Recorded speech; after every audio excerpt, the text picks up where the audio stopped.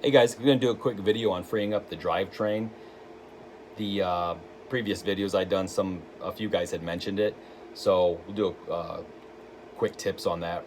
One of the first things, when you're assembling the out drive there going into your diff case, you want to make sure you have a little bit of play there. When I say a little bit, I mean very little. You just don't want to smash down on the bearing and possibly bind it up.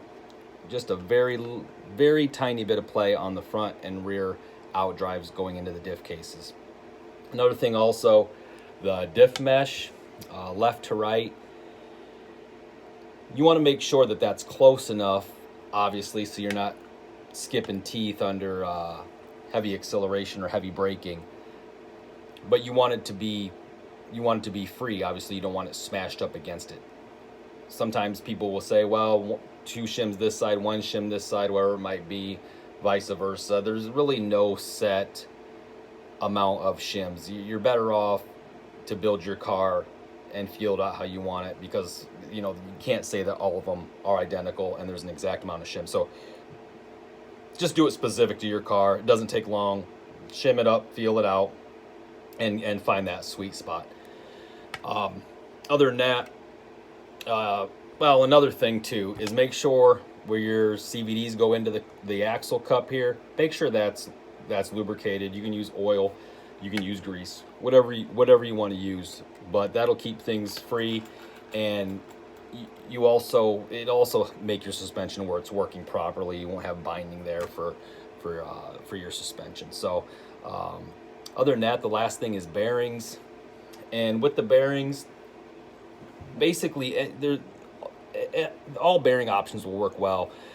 You got the stock bearings sealed on both sides, those are removable, and then you got the NMBs, metal both sides. Can't get into these. It's a high quality bearing, it's a good bearing, but you can't pop any seals out to get in there. Both of those bearings come with grease in them. You'll want to soak those in some kind of degreaser.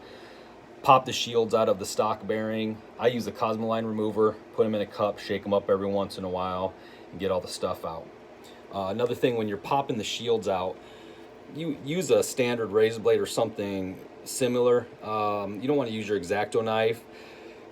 You'll end up losing a lot of tips in your bearing. So no reason to waste X-Acto blades. The standard razor blade works well. You want to get all the heavy grease out of those, soak them like I said, and then just lubricate them with a very thin oil. Avid's got a very good thin oil for bearings, and then Trinity has some also. It's very thin. I mean, you can see it's like water. So either of those bearings work great. And then even if you're running the stock bearings, don't take them out and just throw them away. Used bearings work fantastic. Clean them up, degrease them, put fresh oil in them, and as long as they feel smooth, a few drops of thin bearing oil, and they'll be fantastic. So that's those 2 options. And then another option is the Avid Aura Revolution. Dust shield on one side, metal shield on the other. That works great, and those are ready to use right out of the bag. They use a thin oil in them, so basically you can take them out, put them right in, and when they do need maintenance, you can pop the shield off the one side and clean them up and re-oil them, and you're good to go. With these bearings that have a dust shield on one side, always put that dust shield facing outward, whether it's in the hub or in the bulkheads. Always have that dust shield facing out where it's going to protect from the dust. You don't want the metal side out. You want the shielded side out to obviously shield from the dust. So basically, get the heavy grease out and thin oil in. Make sure they're clean. I can tell you, using thinner oil in your bearings, you're going to need to do bearing maintenance more often. So you're just going to want to check those more often. And if they feel funny, just take them out, clean them, and re-oil them, and then feel them again. Don't just toss them, because like I said, the used bearings, they work fantastic as long as it's something that is able to be cleaned out and re-oiled. And so that'll definitely give you the free drivetrain, build up efficiency, cut down on heat, whether it's nitro or electric. Obviously it's good. for everything to be as free as possible. So hopefully that helps you guys. I'm no pro. That's just what I do. And hopefully you guys find it helpful. All right. Thanks, guys.